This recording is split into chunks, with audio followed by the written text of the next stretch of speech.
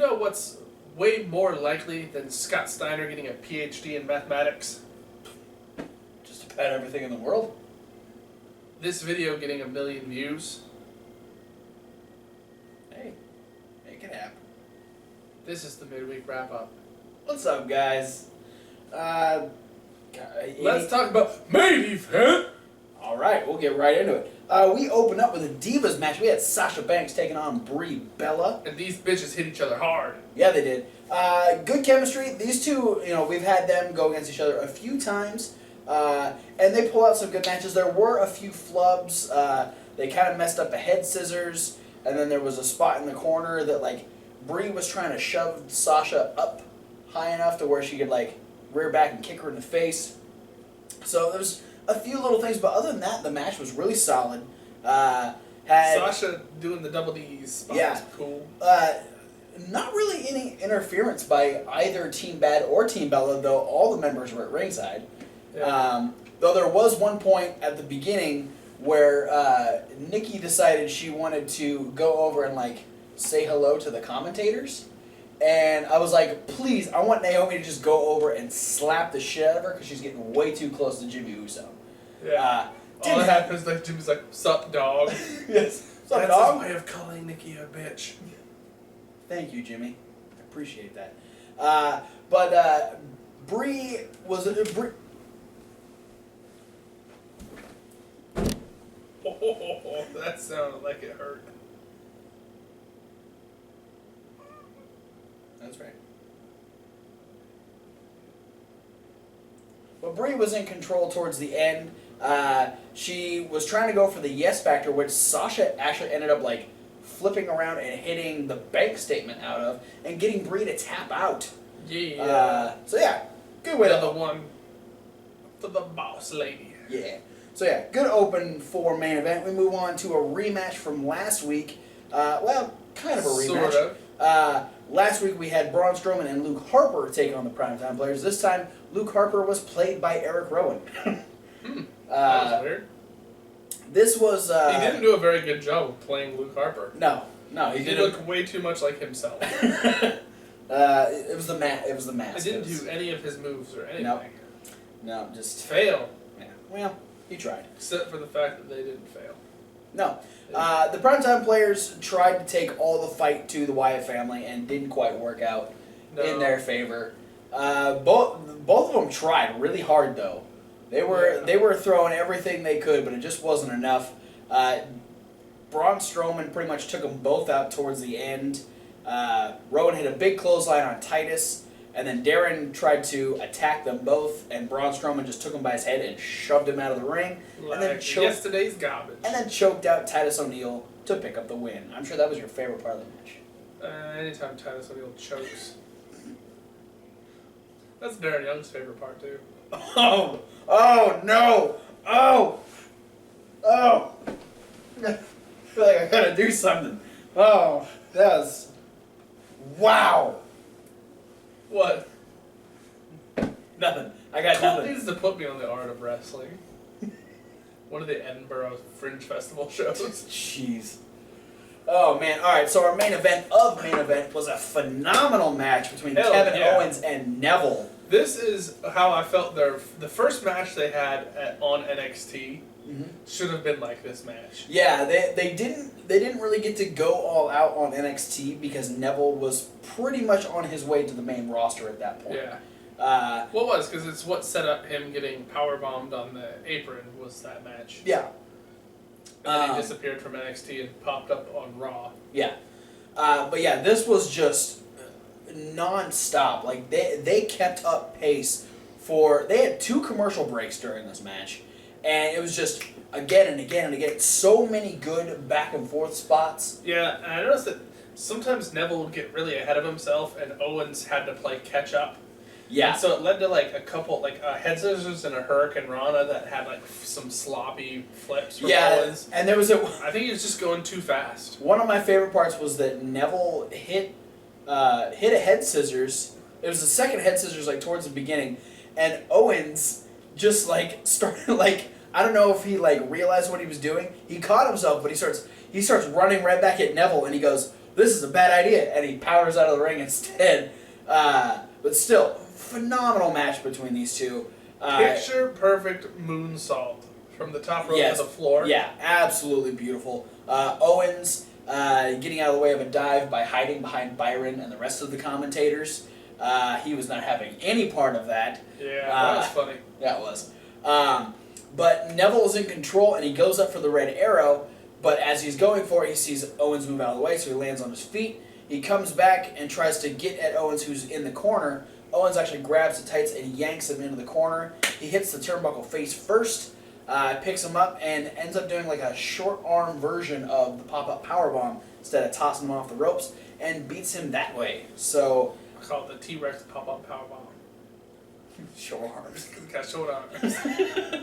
But yeah, great match. Good way to go off of main event. Good way to lead into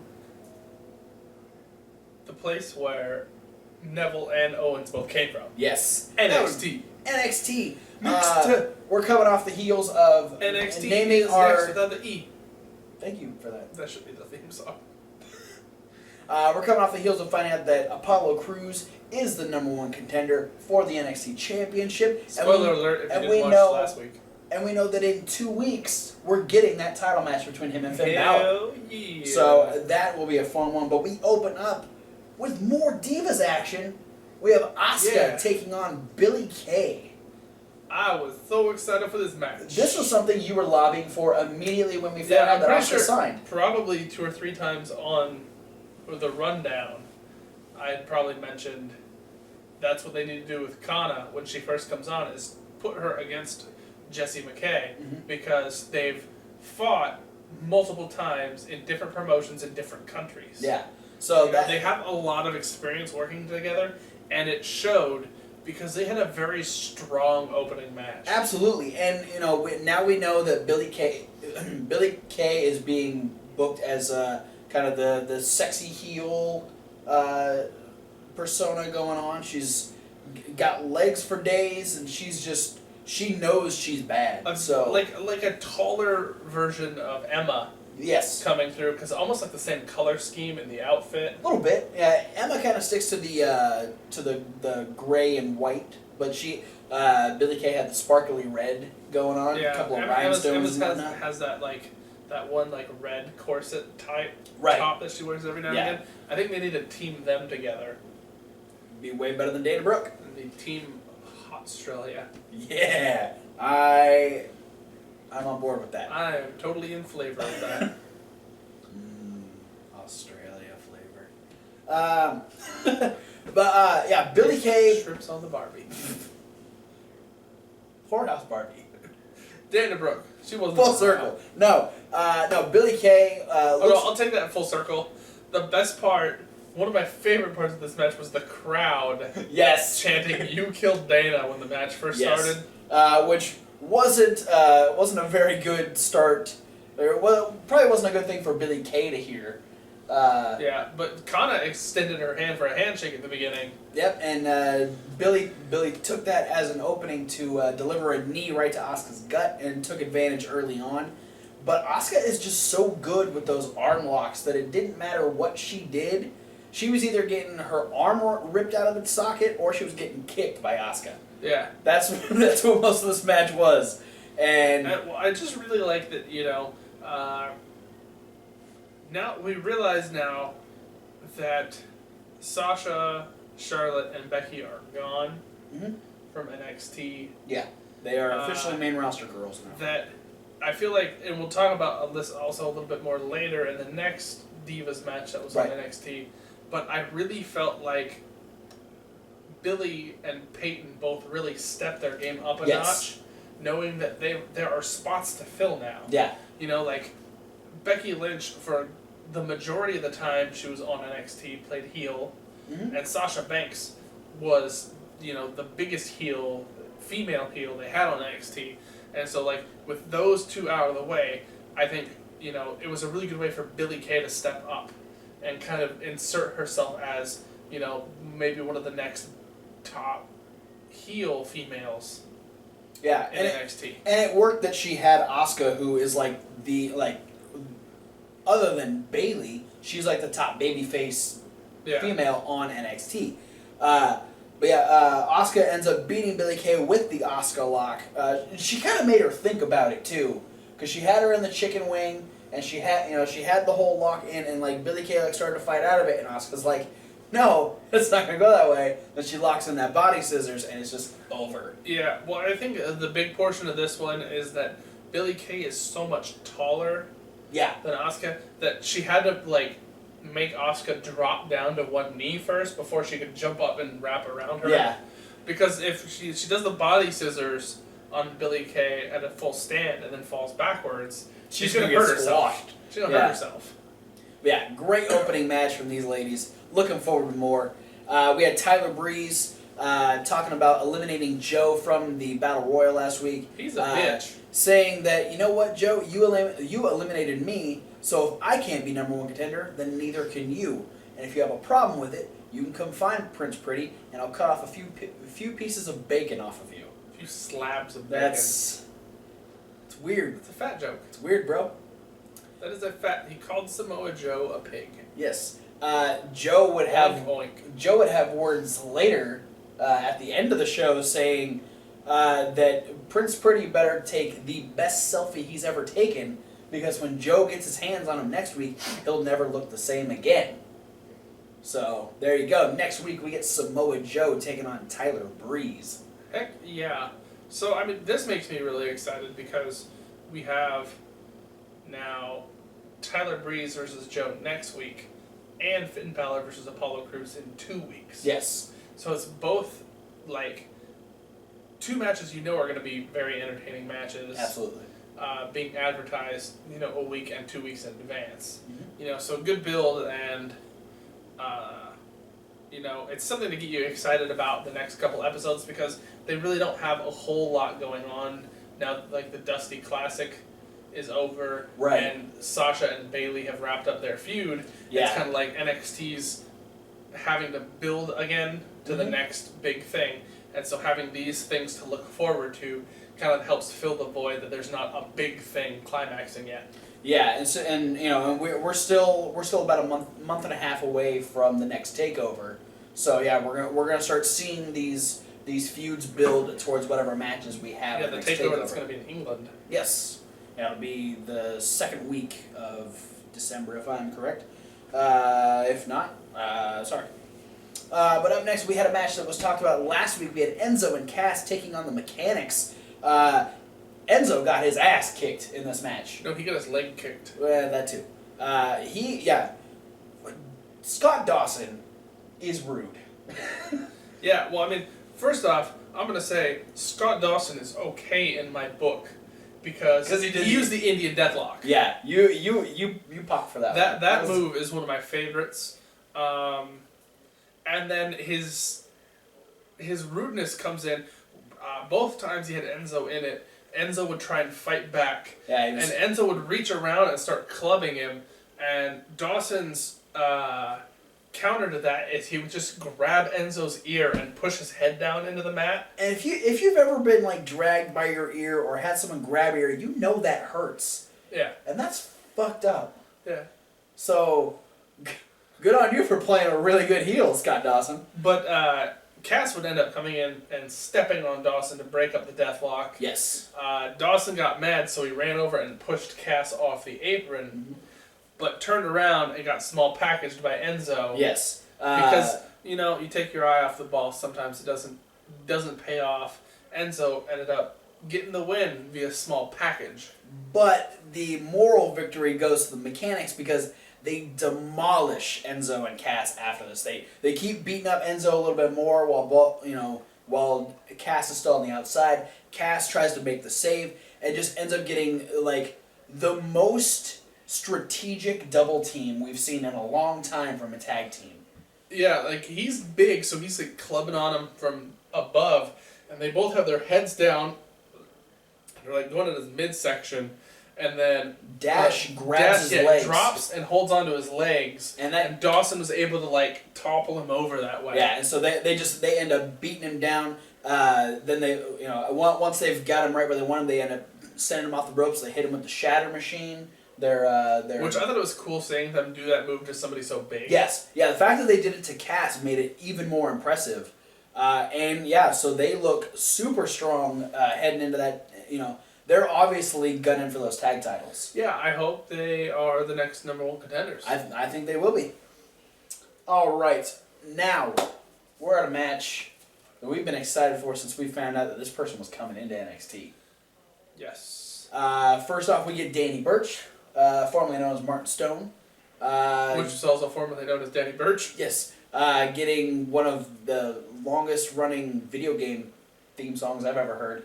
Yeah. And, here's the thing, is he got an entrance, which that was sort of the first thing that threw me off. Yeah. Is most of the time the enhancement talent is in the ring before the opponent comes out. Well, and had we not known that this next person was coming out, we might have thought, oh shit, they're pushing Danny Burch. He's getting an entrance. Yeah. And another thing, too, is, I think the crowd is started to recognize him for who he is, a talented wrestler. Yeah. That's coming into NXT on a semi-regular basis, because he actually got a small pop from the crowd during his entrance. Yeah, and these people that come in regularly, even if they are jobbers, that's the great thing about NXT is that Triple H is building stars the way stars used to be built back in the 90s or even the 80s. Where they'd come in, they'd lose a couple matches, but when the crowd sees them enough, they start to get recognized. People start kind of taking a liking to them, and especially when they get a chance to shine in matches, like Danny Burch got to in this match, it helps build a new star, and you've got someone you can push. Granted, Danny Burch wasn't going to win this match because he would be taking on the debut of James Storm. The Tennessee Cowboy. And the finds crowd his way to NXT. Lost their goddamn minds. Yeah, well, WWE did a fantastic. They had a really, or I should say NXT did a great job of putting the crowd in suspense. Yes. Because his theme song starts and it's not a recognized theme song because it's somebody debuting. Yeah, it's got a country twang to it. A little southern rock twang, and all you get on the screen is just generic fire graphic. Yeah. On the Tron, and then, James Storm takes one step out of the curtain and his name pops up on the Tron, and then everybody lost their fucking mind. They go ape shit, and they are giving him one of the greatest welcome, the first, other than Cowboy, their first chant once the match starts is "You belong here," and that is so cool. I'm excited that James Storm is here. Like we said, he put over Danny Burch. He let Danny get the majority of the offense for the first half of the match. The match wasn't very long. No. But Danny Burch actually gets the first shot. He gets James Storm down. But then after he gets his chance to shine, James Storm takes it back and goes roughshod all over Danny Burch and then finishes off. Sounds dirty. Well. Yeah, I mean, he had a big flurry of really hard-hitting offensive maneuvers. Because, Burch went off the ropes, or, shot James Storm off the ropes. I don't remember which way it went. But James Storm ends up doing something that's really similar to Bray Wyatt's, crossbody attack. Yeah. Do that. He gave him an atomic drop. He clotheslined him. Gave him an NXT kick from the outside. Ran off the ropes. Hit the huge flying neck breaker. Oh, yeah. That's so cool. Which set up for the finish, which was his, because of the 8-second ride. Yeah, the air raid crash, the Celtic cross, or whatever you want to call it, set up. Yeah. And he swings the feet around and turns it almost into a Russian leg sweep landing. Yeah. I think it might actually supposed to be, a complete shot. But regardless of how it hits, it looks devastating, and it deserves to win matches. Yeah. And it did. And James Storm, please sign with WWE, because I want to see more James Storm in WWE. I think that is... It was just, I was hyped. As soon as I found out it happened, I was waiting for it to happen, and it didn't disappoint. Yeah. Still exciting to watch. The crowd dropping hints at who they want to see come in as well. Started the beer money chant after the match was over. Please sign Bobby Roode, too. I'd be so okay with that. Yes. Austin Aries and the whole Bullet Club while you're at it. Too sweet me. We talked about it earlier. We have a second Divas match. We have Alexa Bliss, who has named herself #1 contender to Bayley's championship. She takes on Peyton Royce. Peyton Royce is playing Australian. She is playing the sexy babyface, and she does a damn good job of it. Her stretchy little, I'm gonna do gymnastics. Splits. Yeah, like probably the best thing since Melina. Yeah. Well, I get. Charlotte kind of does the splits, sort of. A little bit. I mean, she does the splits, but not like that. No. It's a different kind of splits. It's not a splits while you're also hugging your leg. This is true.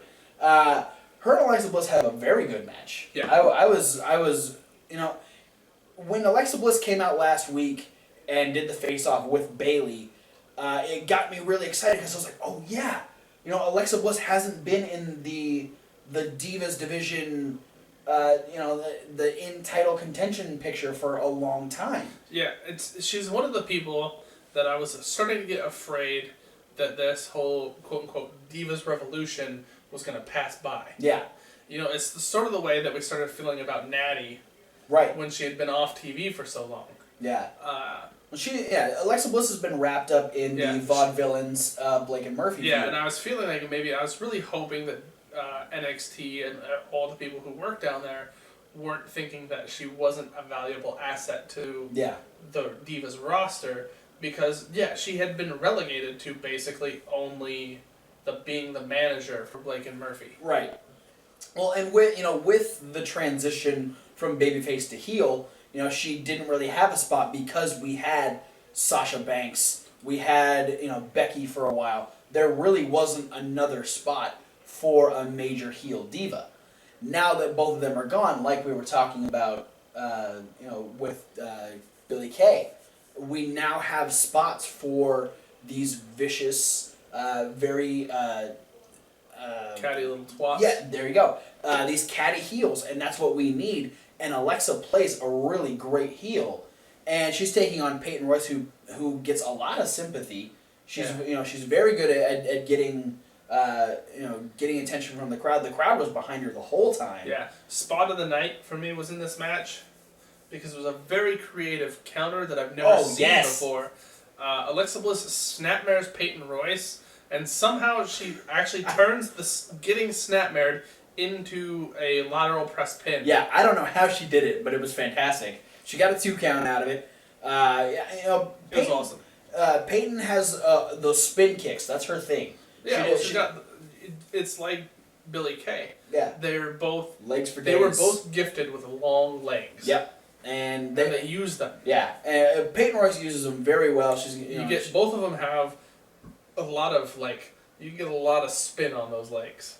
For sure, but it wasn't enough for Peyton Royce to pick up the win because Alexa Bliss would hit the Bliss flip and the Sparkle Splash to pick up the win. God, those sound so weird coming out of guys' mouths. Sparkle Splash.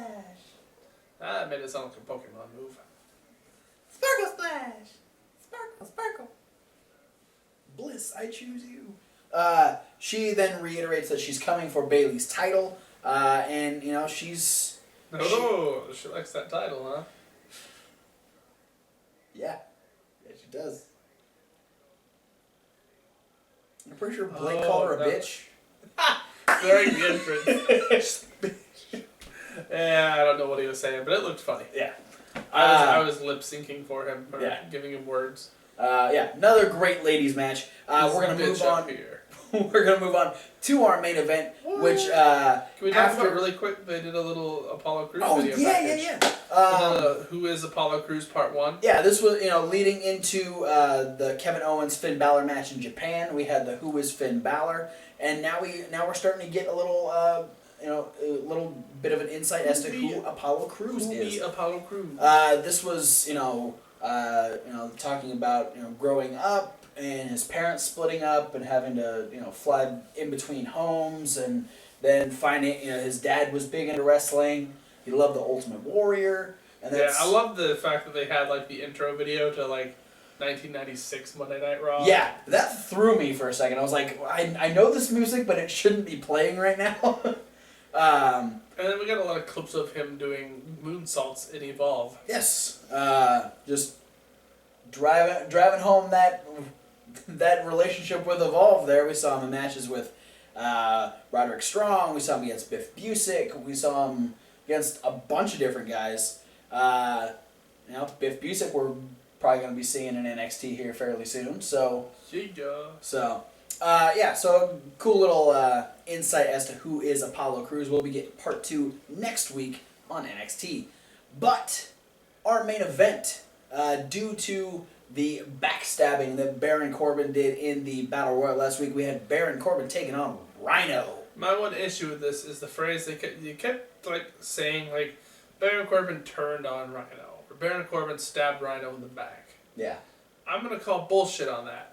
It's a Battle Royal. It's everyone for themselves. Well, that and the fact that when they started in the Dusty Rhodes Classic, they admitted that they weren't friends, and they were only teaming together because they respected each other's ability. True. It wasn't based on friendship, and it wasn't based on the fact that they wanted to be partners. It was just based on the fact that they knew if they teamed together, they could win the tournament. Yeah. So as far as I'm concerned, as soon as the tournament ended, Corbin and Rhino are no longer partners. Yeah, I mean, they didn't come out together. They both had separate entrances. It's like saying you still expect Neville and Solomon Crow to be partners. You saying they're not? No. Sorry to burst your bubble. This was a really good physical match, though. I love Baron Corbin has come into his own. He is putting on very solid matches. All the tag team matches in the Tag Team Classic. I think the tag team matches really helped him. He got to go against guys he wouldn't normally go against. Yeah. Which definitely helped. And then his chemistry with Rhino is fantastic. Two big guys that can play off of each other very well. Both of them really doing a lot of the same stuff to each other. Yeah, using the stairs. Yeah, using the stairs and just big strikes, big clotheslines. Baron started using the chin lock to wear down Rhino. Rhino ended up trying to hit a Gore. He did hit a Gore, and it sounded like it hurt. Yeah, he hit him really hard, and Baron kicked out of it. Yeah. And Rhino's like, oh, fuck, now what do I do? Another Gore. Yeah, go for another Gore. And then he got caught into the end of days, and Baron Corbin picked up the win. So, Rhino, you shouldn't have gone for this. I called bullshit on him kicking out of the first one. Damn you, WWE, for trying to put over this big dude with tattoos. Because the Gore took down Jericho and the SmackDown set. Yeah, if it can beat the SmackDown stage, it should beat Baron Corbin. Granted, the SmackDown stage, that part was fabric. So? They had to get a whole new set after that. Yeah. I think that's what brought the fist in. That is what brought in the fist. Well. Yeah, if your Gore is good enough to change the entire set of SmackDown, Baron Corbin should be injured for the next 2 months. Well, and the fabric also not only had Rhino going through, but it also had Chris Jericho. Yeah. So Baron Corbin and the ring should be injured. Well, they're not. Baron Corbin picks up the win, and that was it for NXT, and that is it for the midweek wrap-up. Thanks for watching. Don't forget to like, favorite, and subscribe. Click all those links down. There's a lot of them. There's Facebook, and Twitter, Instagram, Tumblr, Reddit, emails, 2 emails, and 3 Twitters. Yeah. That's a lot of links. There's 9 links down there, and 1 ret. 9 of them. That's gonna be my thing now. Please. 9 links and a ret. I don't even care what you do after you click them. Just click them. Thanks to everyone that has been liking, reblogging, and sharing those videos on Tumblr. Every time you follow us, or even if you like or share a video, we follow you. We do. And not in a creepy stalker way. No, just hey, you got cool stuff on your Tumblr. Yeah. And there's emails down there. What'd you think about the midweek wrap-up? What'd you think Comment. Comments. You can send us stuff How to the excited emails. are you about James Storm showing up at NXT this week? Fucking excited. Yeah. As excited as that one kid that was just freaking the fuck out. Oh, the kid in the Balor shirt? Yeah. He was losing his goddamn mind. And were you that lady that was screaming bloody murder during Baron Corbin's entrance? Let us know in the comments. Yeah, and don't forget to check out the playlist. Yeah, we got a Raw review up there. Yeah, we do. You can rewatch this midweek wrap-up. We got SmackDown coming up next. Ooh. After that, we're going to have Hell in a Cell predictions. Yeah. And then an indie news, talking about all them cool people that aren't on TV all the time. Oh. But they still cool. They need to be on TV all the time. That's where we get people like Kevin Owens and Neville and Apollo Crews and, Finn Balor and stuff like that. Yeah. Thanks for watching, and we'll see you at whatever video you decide to watch next.